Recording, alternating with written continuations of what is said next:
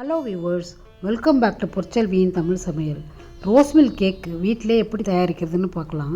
இது ரொம்ப டேஸ்ட்டாக இருக்கும், நல்ல வாசனையாகவும் இருக்கும். செஞ்சு சாப்பிட்டிங்கன்னா திருப்பி திருப்பி செஞ்சு சாப்பிட்ணும் போல் இருக்கும். அவ்வளோ டேஸ்ட்டாக இருக்கும் அது. 1.5 கப்பு பால் எடுத்துக்கலாம். 1 கப்பு சுகர் எடுத்துக்கலாம்.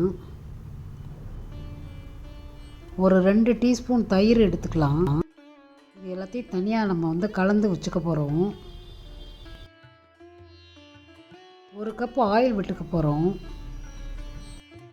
சன்ஃப்ளவர் ஆயில் இல்லைன்னா குக்கிங் ஆயில் ஏதாச்சும் எடுத்துக்கோங்க. ஒரு 5 டேபிள் ஸ்பூன் ரோஸ் சிரப் ஊற்ற போகிறோம். ரோஸ் மில்க்குக்கெல்லாம் ஊற்றுவோம்ல அந்த சிரப்பு. அப்புறம் பிங்க் கலர் ஒரு 4-5 சொட்டு விட்டுக்கலாம். இன்னும் கலர் அதிகமாக வேணால் நீங்கள் நிறையா விட்டுக்கலாம். இது எல்லாத்தையும் நல்லா கலந்து விட்டுக்குங்க.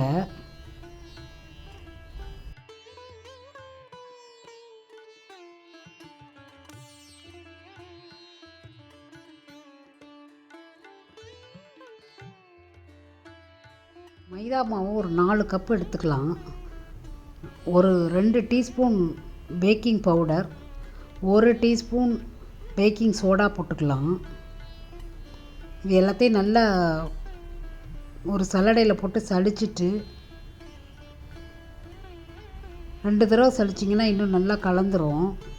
அதுக்கப்புறம் நம்ம ரோஸ் மில்க் கலந்து வச்ச அந்த பாலை இதில் விட்டு நல்லா நம்ம விஸ்கால் அடிச்சுக்கலாம். இப்போது நமக்கு பேட்டர் ரெடி ஆகிட்டு இதை டின்னில் ஊற்றி ஒரு 2 தடவை டேப் பண்ணிடலாம். ரோஸ் மில்க்கு தயார் பண்ணிப்போம். 1 கப்பு பாலில் 1 டீஸ்பூன் ரோஸ் சிரப் விட்டுட்டு மில்க் மேடு கொஞ்சம் விட்டுக்கலாம்.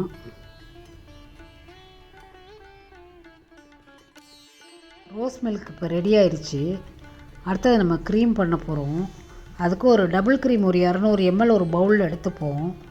எடுத்துக்கிட்டு இதை நம்ம பீட்டரால் எலக்ட்ரிக் பீட்டரால் நல்லா பீட் பண்ணிக்கணும். இதை ஃப்ரிட்ஜிலே 1 மணி நேரம் வைக்கணும். அப்போ தான் நமக்கு நல்ல கன்சிஸ்டன்சி கிடைக்கும்.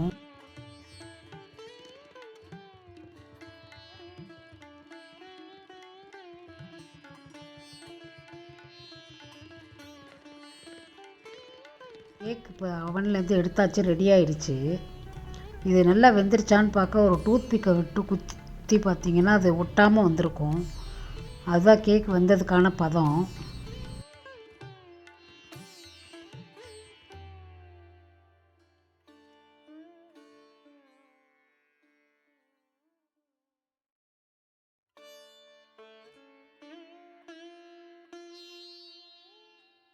ஃப்ரிட்ஜிலேருந்து இந்த டபுள் க்ரீம் எடுத்துப்போம்.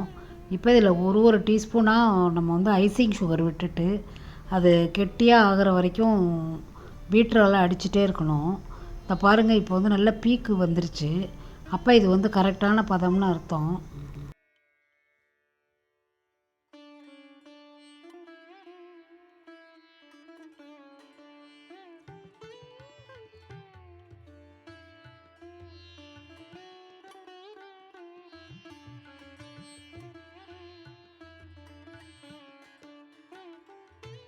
கேக்கு கார்னிஷ் பண்ணுறதுக்கு பிஸ்தாவை ஒரு மர உரலில் இடித்து எடுத்துக்குவோம்.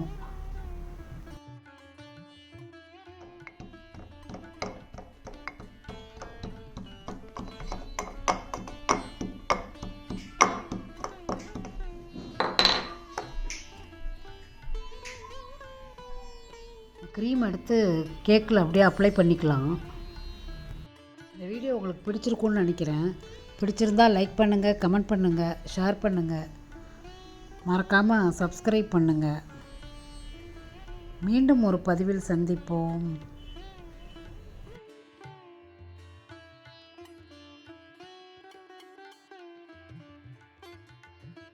வணக்கம்.